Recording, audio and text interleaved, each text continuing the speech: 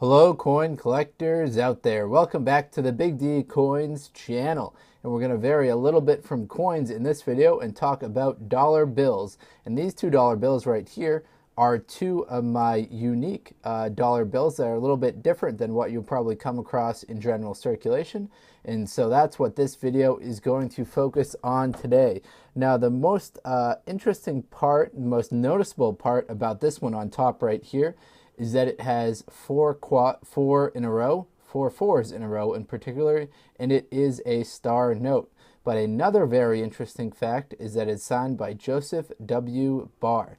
Now we'll get into that a little bit later, but this one on top right here is what's known as a Barr note. So keep your eye out for these, and we'll get into those details later. Now this one right here is actually a silver certificate, and unlike the one we were looking at before, which was a reserve note, this was back when the US government actually provided silver in exchange for their currency. Now the most noticeable feature about this one right here is its size. So I'll overlay the original one that we're looking at, and we can see that the one in the back is much bigger than the one in the front. Now this is what's known as a horse blanket dollar bill. So we'll talk a little bit about that in today's video. All right, let's get into the specifics. Let's talk first about the silver certificate. So you can see at the top it reads, this certifies that there has been deposited in the Treasury of the United States of America. Then at the bottom it says $1 silver dollar payable to the bearer on demand. Now the normal one that we see right now just says Federal Reserve Note, United States of America. Doesn't actually say a specific quantity that dollar bill is worth. It just says a dollar bill is worth a dollar bill, and this one says a dollar bill is worth $1 silver dollar. Now you can see that this is a Federal Reserve note as well by looking at the serial number, which is in blue. So some other cool characteristics about this: it gets its nickname as the horse blanket. Horse blanket is usually a term used to describe any large size note because they were so big that they could cover the back of a horse. Obviously, there's a little bit of hyperbole there in that statement. Many people think the 1923 $1 silver certificate are called horse blankets exclusively. That's not actually true because there are other large bills that are out there. Some other cool facts about this dollar bill: George Washington is featured on the 1923 $1 bill. $1 bills from 1923 with a red seal are also issued. They are rarer and are a larger are part of the legal tender. So look for red seals as well in addition to this blue seal right here. 1923 is the last year that the large size money was printed. There are many different serial numbers combinations. None are considered rare or more valuable than others. There are a lot of low serial number notes available. Any 1923 $1 bill with a serial number under 100 will definitely command a premium.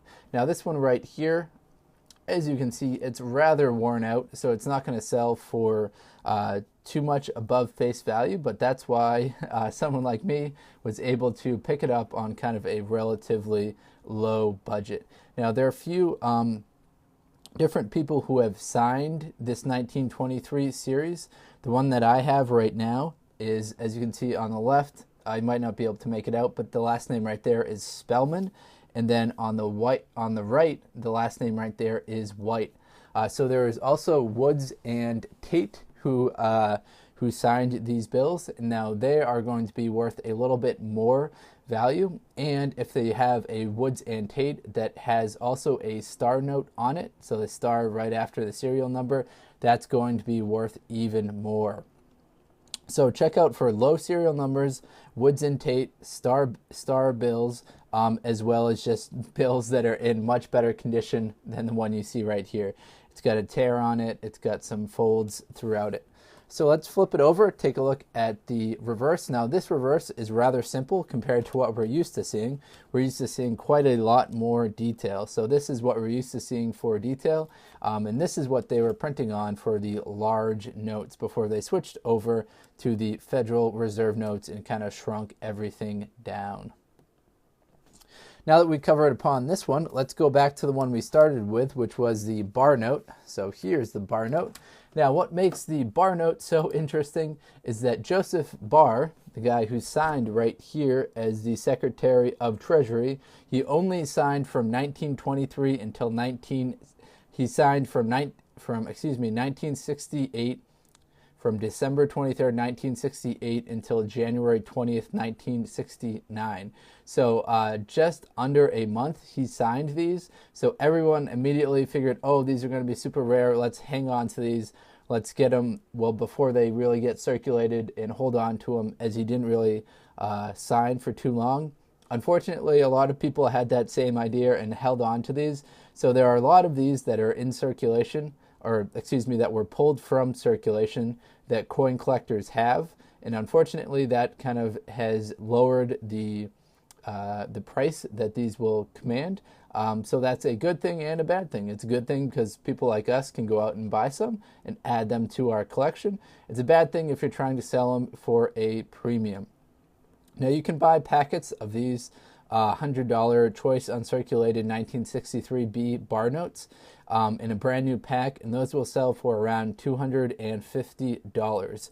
When Joseph Barr passed away, it was theorized that the money he signed would become super rare. Unfortunately, too many people had that same idea and they held on to these. So you can find them in great shape because people were holding on to them. And I think I would too if we just recently found out that, you know, the Secretary of Treasury passed away and was no longer signing bills, and he had only signed bills for less than a month. I think a lot of people nowadays would hang on to these as well. Now this one's a little bit more of a choice note, as it's got the quad 4s and the star to it. However, it was kind of well circulated before it found its way to me, so I've got it in this nice plastic case to hold on to it, and I've got the horse blanket in a nice plastic case as well. So hopefully you enjoyed this video. If you're into coin collecting, please do check out some of the other videos on this channel. Please do like, comment, subscribe if you haven't done so already. If you have any recommendations on videos you'd like to see, feel free to let me know in the comment section, and I'll do my best to make one of those videos for you.